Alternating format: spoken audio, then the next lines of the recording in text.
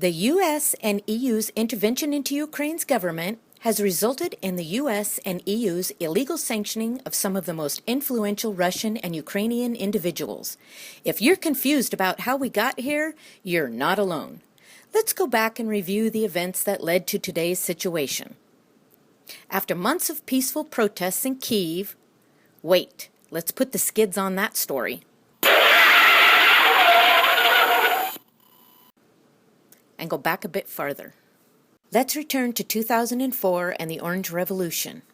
The Orange Revolution was a movement backed by the United States and the EU to place Ukraine's opposition pro-Western government into power, the same power that was backed by the Bush administration. The 2004 Ukrainian presidential vote left Victor Yanukovych the winner over the Orange Revolution's Victor Yushchenko. However, the 2004 Secretary of State Colin Powell and his EU partners weren't very satisfied with this. The Central Election Commission has just announced official results and declared the current Prime Minister the winner. We cannot accept this result as legitimate because it does not meet international standards and because there has not been an investigation of the numerous and credible reports of fraud and abuse.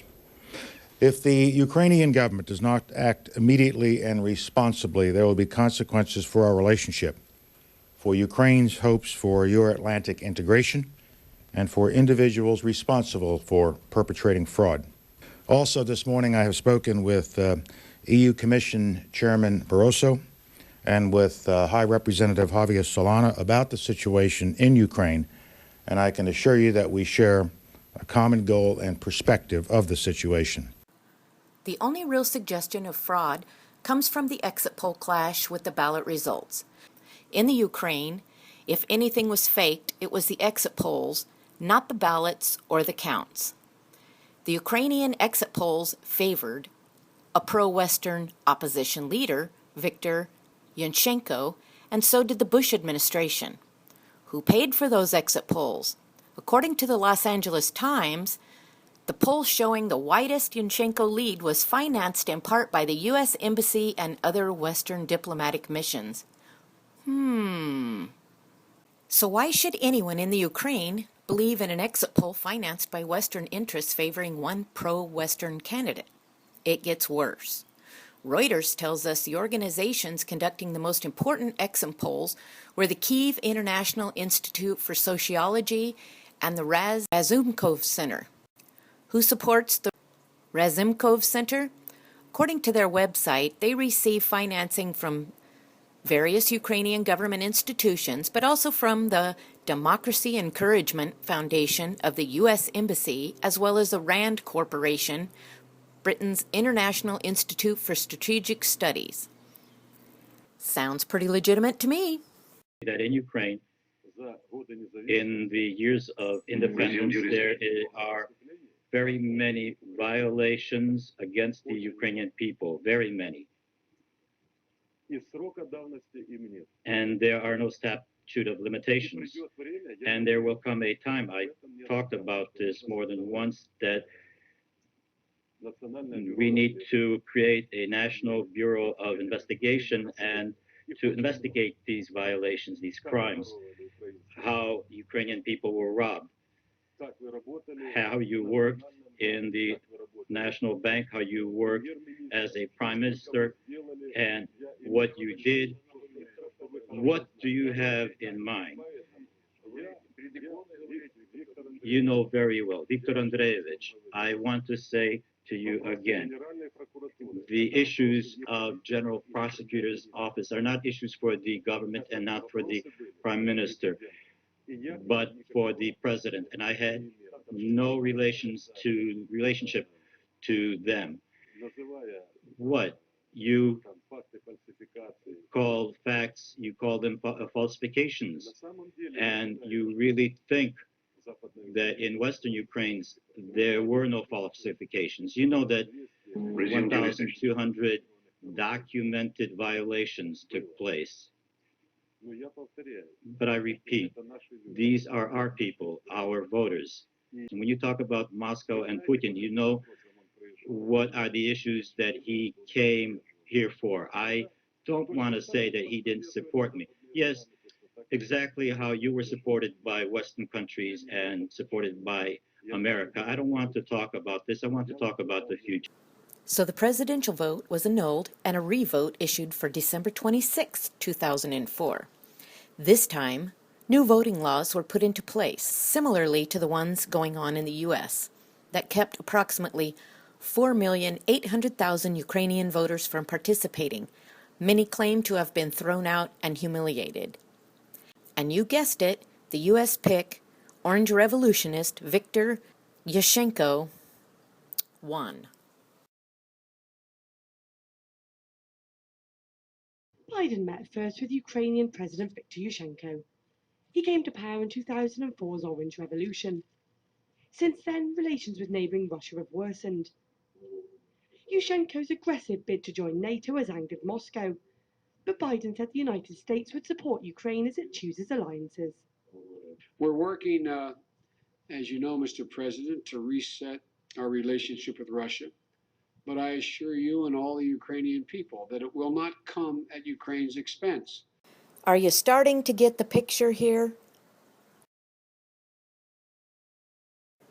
Fast forward to 2010.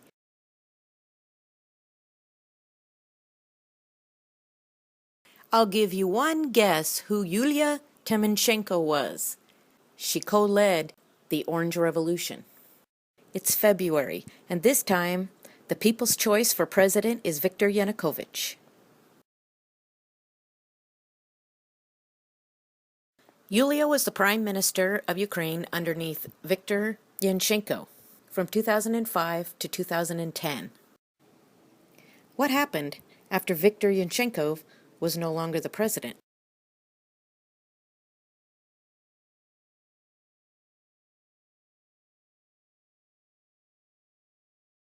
Back to our breaking news story here. A Ukrainian judge has ordered the arrest of former Prime Minister Yulia Tymoshenko, citing contempt of court. She has been on trial since June over alleged misuse of power while signing gas deals with Russia in 2009. Some time ago, the government of Ukraine hired Skadden, Arps, Slate, Meagher, and Flom, an AM 100 law firm, which is one of the largest and most expensive in the United States and the world, to undertake a systematic review of the trial of Yulia Tymoshenko. Skadden Arps' report vindicates Ukraine and demolishes Tymoshenko. The report finds, in 2011, former Ukrainian Prime Minister Yulia Tymoshenko was tried and convicted of abusing her official powers and causing grave damage. This report examines the events leading up to and including her prosecution and trial, and analyzes those events applying Western standards of due process and rule of law. Can we go to Ukraine? Yes. You are familiar with the Skadden report. I'm wondering if this report, as you will know, says that there is no evidence that there was any political motivation in the prosecution of former Prime Minister Tymoshenko. I'm wondering if you agree with that, since it seems to differ with the administration's opinion over this, including Secretary Clinton's. I'm wondering whether you agree with the report or if you think that the Ukrainian government got what it paid for here. I would tend to side towards the latter there. By confining themselves to simply looking at the paper trial records and ignoring the larger political context in which the trial took place, our concern is that Skadden Arps lawyers were obviously not going to find political motivation if they weren't looking for it. So Yulia had quite a list of serious charges against her. Radio Free Europe, Radio Liberty writes, U.S. law firm says charges against Tymoshenko are not based on facts, not citing, of course, that another top U.S. law firm ascertains they are. Regardless, she is sentenced to 7 years in prison. Oh, the plot thickens. After Yulia's conviction, more charges were brought against her for possibly ordering the hit on her gas company, UESU's United Energy Systems of Ukraine's rival competitor, where he and his wife and another man were gunned down at the airport while returning in his private plane. So this was some of the background of how we got to where we are today. This is a fight the U.S. government's been involved with for many years, the game of trying to instill the puppet government into a country that will do as they say. The West, minus the U.S., would be better suited minding what's best for their own citizens rather than doing what the U.S. says. You know the amounts of money you're losing right now, and winter gets pretty cold. Now let's take a look at the real events that happened in 2013 and 14.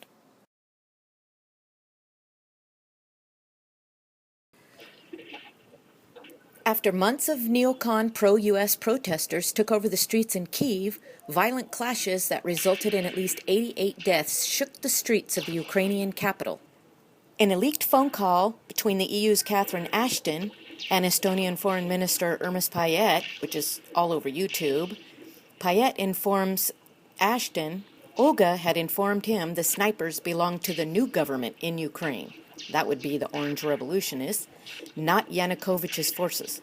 And second, what was quite disturbing, the same Olga told that, well, all the evidence shows that people who were killed by snipers from both sides, among policemen and people from the streets, that they were the same snipers killing people from both sides. Well, that's, yeah. So that, and then she also showed me some photos. She said that as medical doctor, she can, say that it is the same handwriting, the same type of bullets, and it's really disturbing that now the new coalition, that they don't want to investigate what exactly happened, so that there is now stronger and stronger understanding that behind snipers, it was not Yanukovych, but it was somebody from the new coalition. After 2 days of violence, a peaceful deal was brokered with the Ukrainian government. However, these same neocon thugs beat the hell out of their non-Western puppets in the Ukrainian parliament, leaving only uncivilized pro-Nazi jerks in its place. Had the Ukrainian president, Victor Yanukovych, not left, he and his family would have faced a certain death as promised by these pro-Orange revolutionary creeps.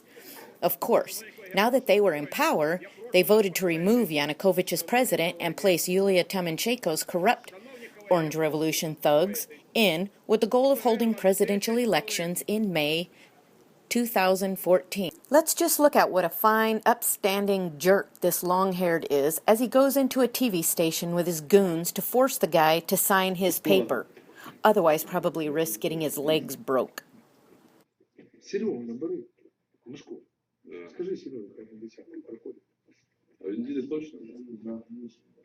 О, и Поплавский тут.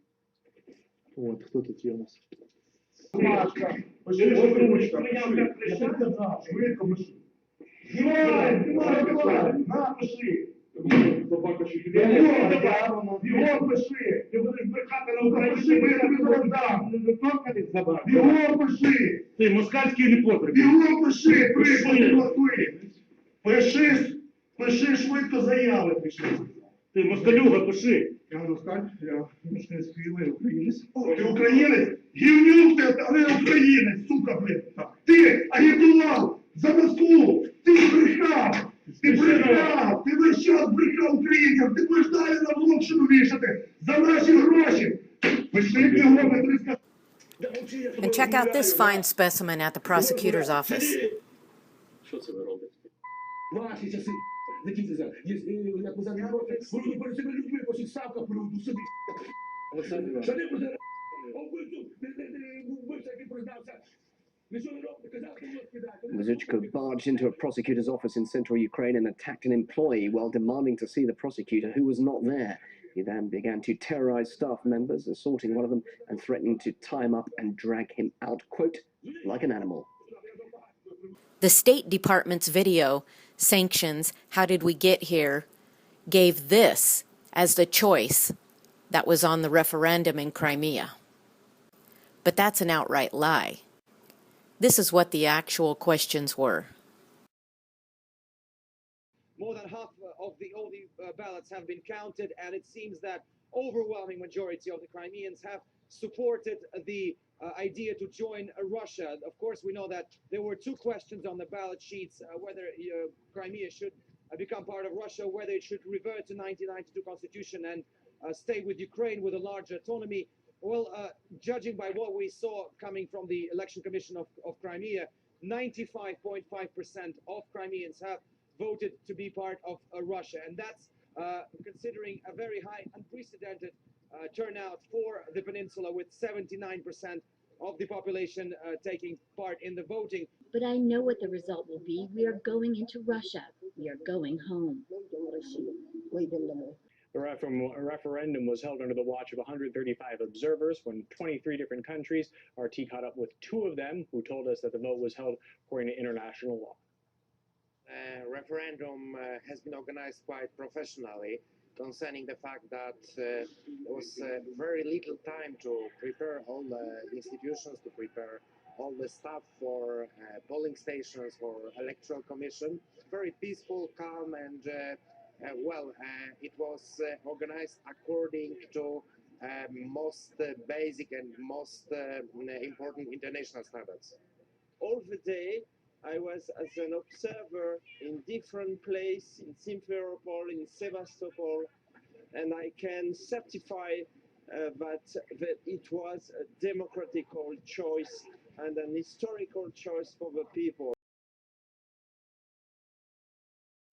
Besides being Yulia's puppets, these orange revolutionist neocon neo-Nazis are the U.S. puppets who are trying to encircle Russia and China with their NATO bases.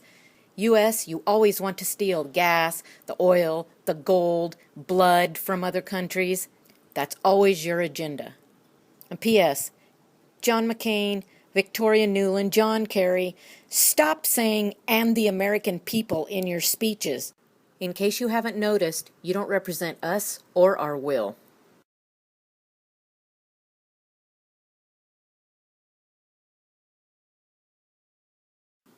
And guess what? I don't work for Russia Today television.